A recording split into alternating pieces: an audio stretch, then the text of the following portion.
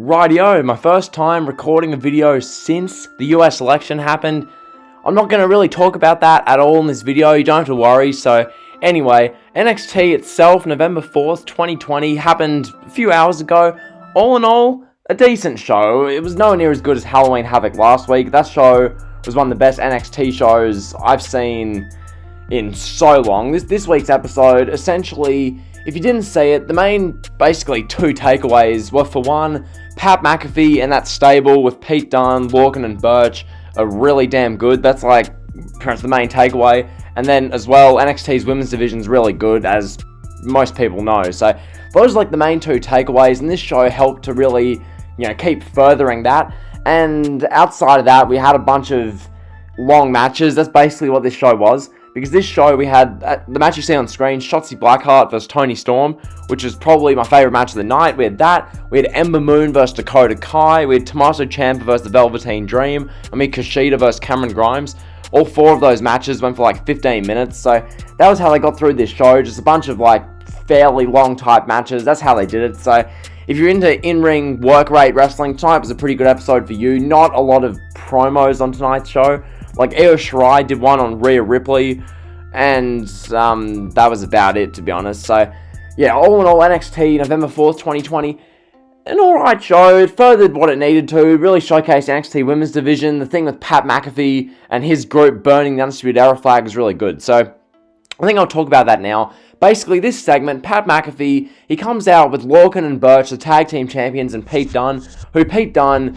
He's done bits since quarantine started. He's now completely jacked. He looks like great as far as like the overall like look. The hair flying out. He's wearing the singlet top. Showing off his guns and whatnot. And the Pete Dunne's look is just really good. So, like the stable, McAfee, Dunne, Lorcan, Burch, they come out, and Pat McAfee does his like 5 or so minute promo about how the Undisputed Era are the past in NXT, and his group are the future, and they're just, they're taking names, and they're beating people up, and they don't care about anyone, and this usual kind of heel type promo. Pat McAfee's doing it really well.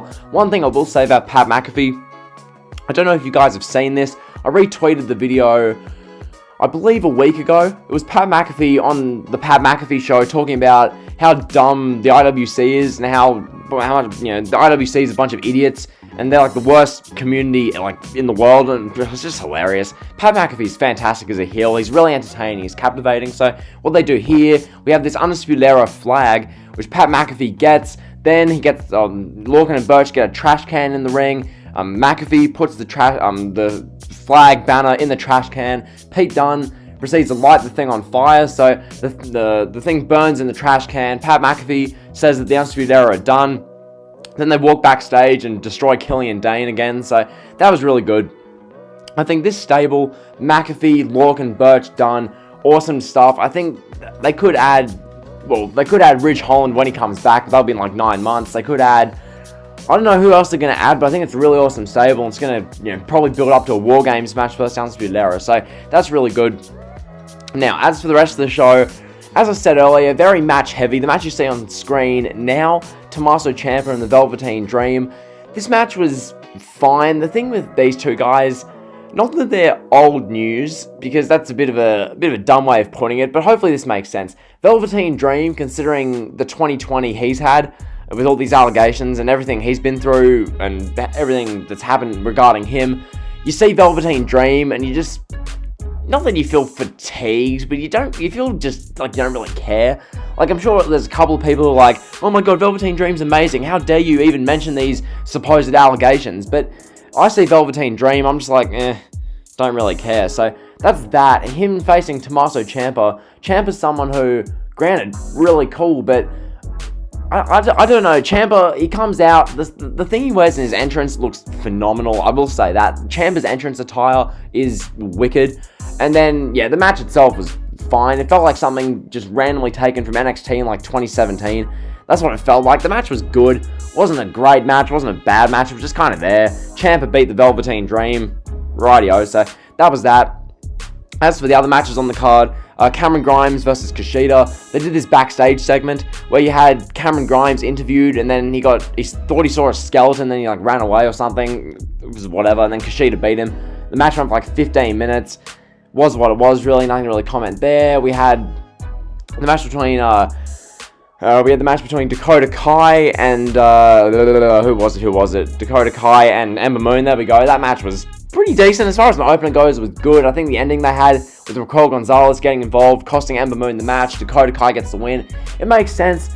Listen, keeps Dakota Kai looking strong. Ember Moon takes a loss, but it wasn't that big of a deal. So I thought that was fine. That's no big deal. And that was a good match as well. And then Shotzi Blackheart, Toni Storm.